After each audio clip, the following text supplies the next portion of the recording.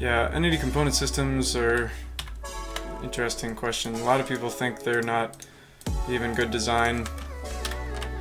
I think they are like anything. They are useful for certain things, but you should not try to shoehorn every single thing into it. Like Unity makes everything have to be a component, and that's not a good way to be.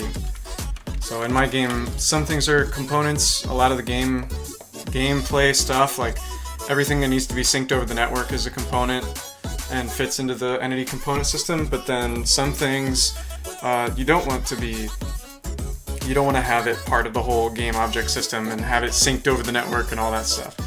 And so I have just a separate little array, really, that handles this little system that's kind of off on its own.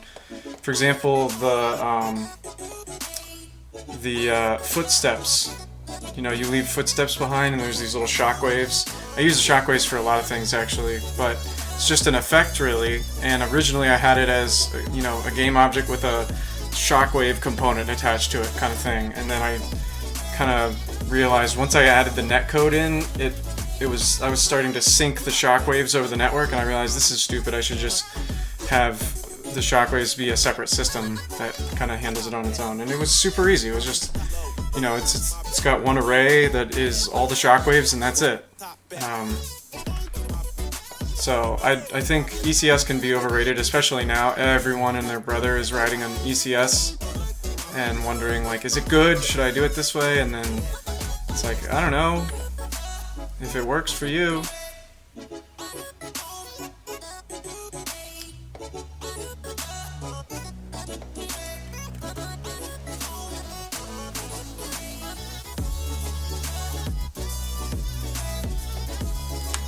What if we... How would you explain what an ECS really is? Oh, jeez. So, basically the difference between ECS and traditional is it has to do with hierarchies. Someone who didn't use it, I've heard a lot of contradicting things. Basically it has to do with, in a traditional object-oriented, you have, you know, here's your game object, base class. Then you have, you know, physics object derives from that. And then as a subclass of that, there's like, you know, a grenade, because it needs to bounce, it's got physics. Then you've got, you know, a character. Then a subclass of the character is like enemy and player. And then, you know,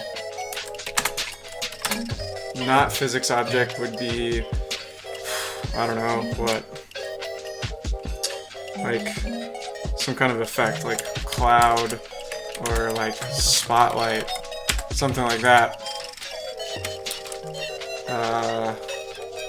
Things like that. Now, the entity component system, the problem with this is if you need to add a new thing, sometimes, for example, well, let's come up with some more stuff here. Let's say you have a car, and let's say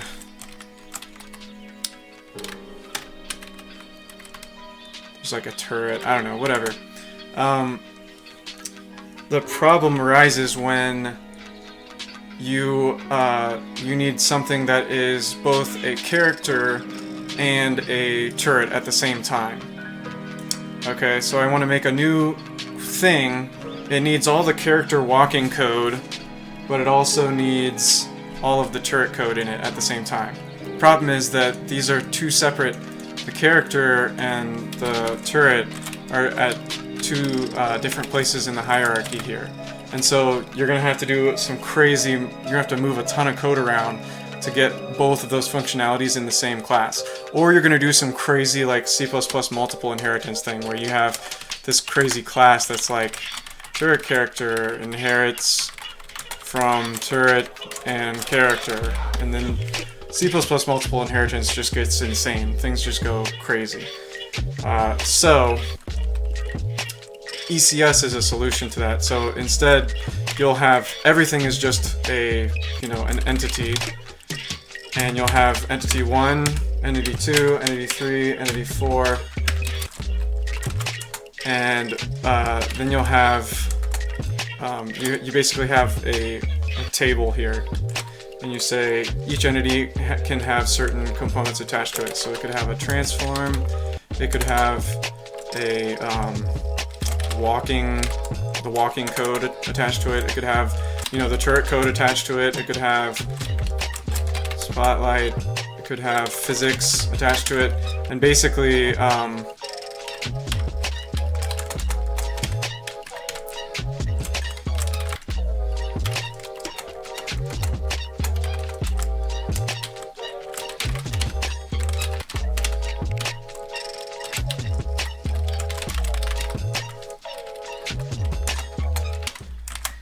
so, you know, a grenade, we need a transform because it has a position. We don't need a walker, we don't need a turret, we don't need a spotlight, but we need physics because the grenade needs to bounce around. Player needs a position, needs to walk around, doesn't need any of these other things. Maybe it needs physics, yeah. Same with the enemy, you know, and then you would have another thing here like player controller and enemy controller, you know, and so the player would have the player controller attached to it, and the enemy would have the enemy controller attached to it. Turret character needs this, it needs the turret and the walker attached to it at the same time. So this is a much easier change, like we just, you know, we made this new thing that contains both the walking code and the turret code in the same class by just, you know, attaching the right code to that same entity. So it's, yeah, it's composition over inheritance, so you're probably pretty familiar. Data-oriented design, yep. What would be a good way to make an entity component system that is fast? Well, that's a tough question because it depends on what kind of game you're making, and it depends on what your constraints are, and it depends on what system, and it depends, you know, making things fast is, it's very much, you have to kind of trial and error, you know, test things out on your own and see, is this slow? So I think a lot of times when people are, at least when you're starting out making an entity component system, you're thinking, you're kind of prematurely optimizing. So I can tell you one thing you don't want to do to make an entity component system is you don't want to have this as a dictionary, where you have, like, each entity is a dictionary and it has to look up in the dictionary, or a hash map or something, has to look up where all the components are. That's going to be super slow. So it depends on how many components you have, it depends on how many entities you have. I'll tell you how I do it is I pre-allocate, so the entities in my engine, I use a lot of templates, which makes things fast, but then is horrible and disgusting. So this is my entity class. Basically I have a bit field, which is exactly what this is right here. So the entity, it has this bit field that checks, you know, this bit is flipped on for the transform, it's flipped on for physics, everything else is a 0, you know. So that's what I have. I have a bit mask, and it's just a 64-bit int, and so I can't have more than 64 types of components in the game. And then I have this array, which is showing, it's saying which transform I have. So what I do is I have, you know, each type of component has a list attached to it. You know, so you'll have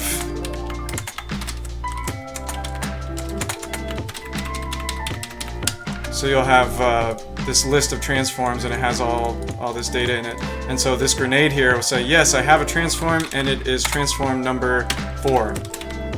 You know, and so that links this grenade. You know, the grenade might be ID'd entity number 0. You know, this is entity 1, entity 2, entity 3, but the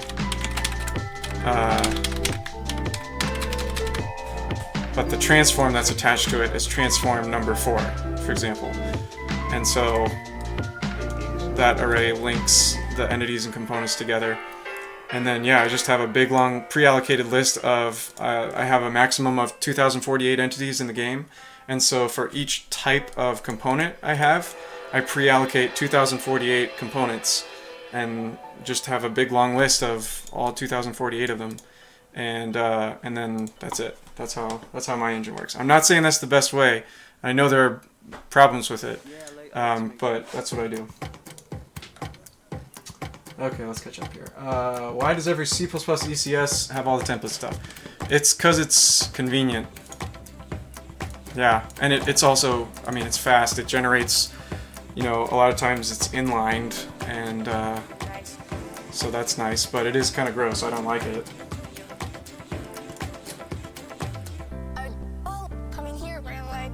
Just want to know why it's there. Generally, there's some static type associated with the component. Yep.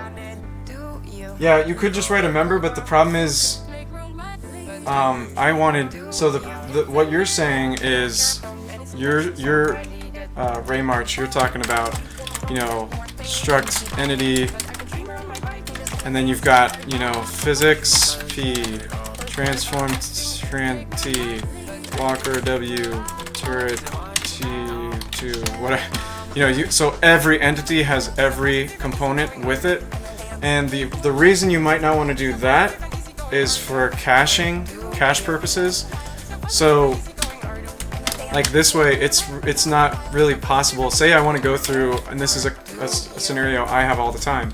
Say I want to go through all of the turrets in the game. I have a list of all the turrets in the game. I want to go through them and do some processing. Well, here, if you do this, you know, something like this with your system, you write a for loop, you go through the entity, you know, entity E equals entities, something like that, and then you say E, let's call this turret, you know, do frobnicate, right.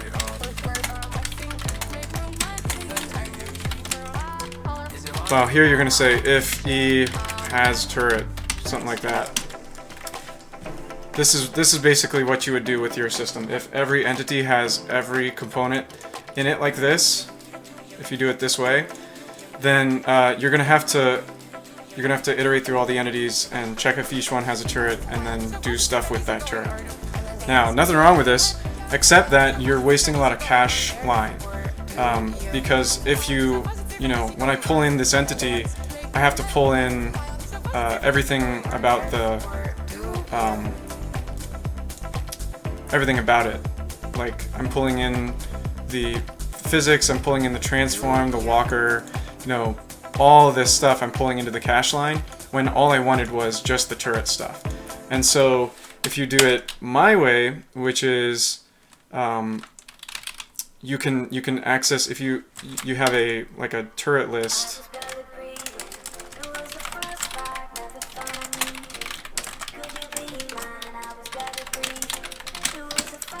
something like this,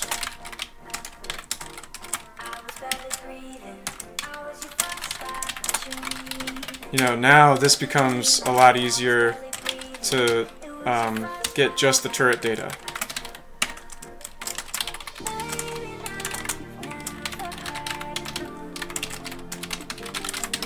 Okay, so now we don't even have to touch any of the entity data, any of the walkers, physics, turrets, or transforms, any of that stuff. We're not pulling it into the cache, we're just dealing with the turrets.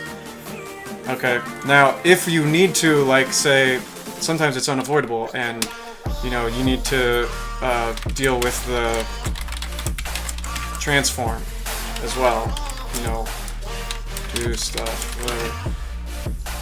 Now this, you're going to have to pull in the entity data and then pull in the transform data and stuff, but that's kind of unavoidable. The point is, if you don't have to do that and you're only dealing with the turret data, then this system lets you do that without polluting your cache with other stuff. Okay, I gotta catch up now. YouTube tutorials are garbage. I recommend getting a book instead of following tutorials. Go to the library, get a book. Yes, could you in theory allocate your components as a block? Yes, that's exactly what I do. I actually do exactly this. I'll show you how I do it. I have a really disgusting macro, and basically it creates... Yeah, it's horrible, but it creates an array. So I call it a pin array, but basically it pre-allocates in memory at static compile time 2,000 turrets, and that's it.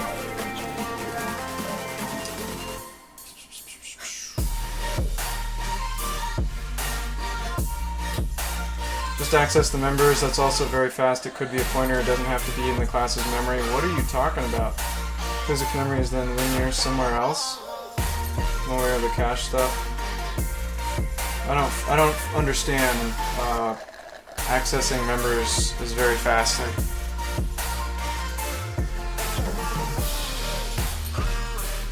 Oh, thanks for stopping by, Drew. What if the components have to communicate with one another? Yeah, that's where I was saying. If you get to the turret and then you need to get to some other component that's attached to the turret, then you have to, you know, like that, and then you're obviously going to have to pull stuff into the cache, which is a shame. Like, your argument is that it's an array of structures instead of a structure of arrays. I don't understand. Yeah, that's basically the argument. What I'm wondering is why is there the templated physics? Oh, the template stuff. I'm not sure how else to do it. I guess you could use a macro or something, but I'm not sure how would you accomplish it if you were to do a structure of arrays type thing. How would you do it without templates? Because what I end up doing is basically each type has a ID associated with it, like a static, like that or whatever.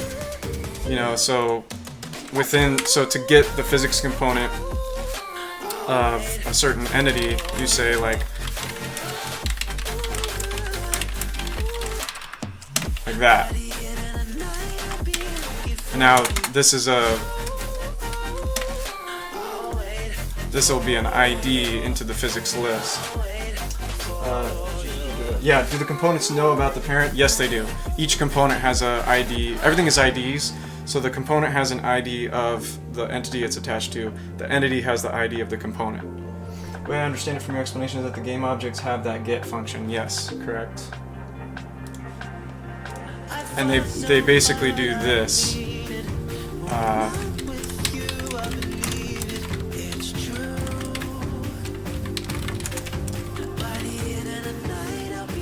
Yeah, so like inside the entity. Radu Christian 118, thank you so much for that follow. You could just have a pointer as a member, right, in my game object. Yeah, you could, but think about this. Yes, you totally could do that. But I'm compiling on, yeah, so you're saying, yeah, physics like that. And I'm saying what I do is, instead of that, and the reason you don't want to do that,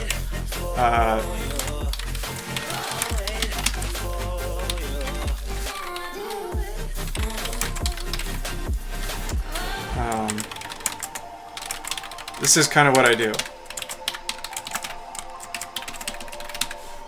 Okay, and the reason that I do this and not just have the pointer is because a pointer is 64 bits. I'm on x64, and so this pointer is massive, right?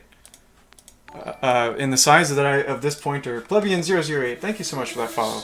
In the size of this pointer, I've stored of one of these pointers, I've stored the entire bit field for all of the components. So this is, the IDs that I use are only 16 bits, they're shorts. So I can fit a lot more components into a single entity without, you know, if you do this, pretty soon it starts getting massive amounts of memory with these massive pointers everywhere. So you're also storing a handle/pointer thingy. Yeah, okay. Okay, yeah, I think we're on the same page here. I just didn't we were miscommunicating. I'm sorry about that.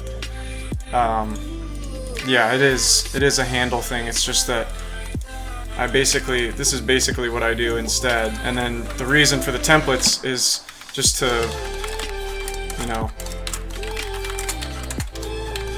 I don't even remember how to write templates. It's basically for this.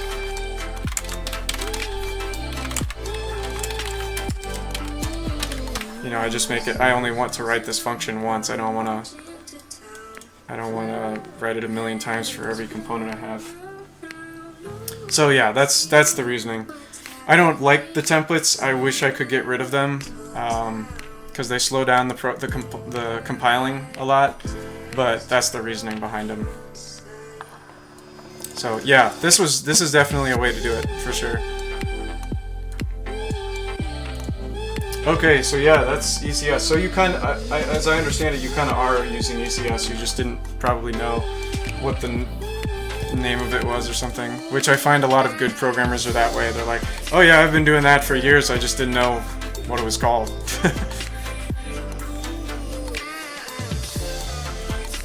Okay, I think that... Did we sufficiently lose everyone on that? It's probably time to get back to some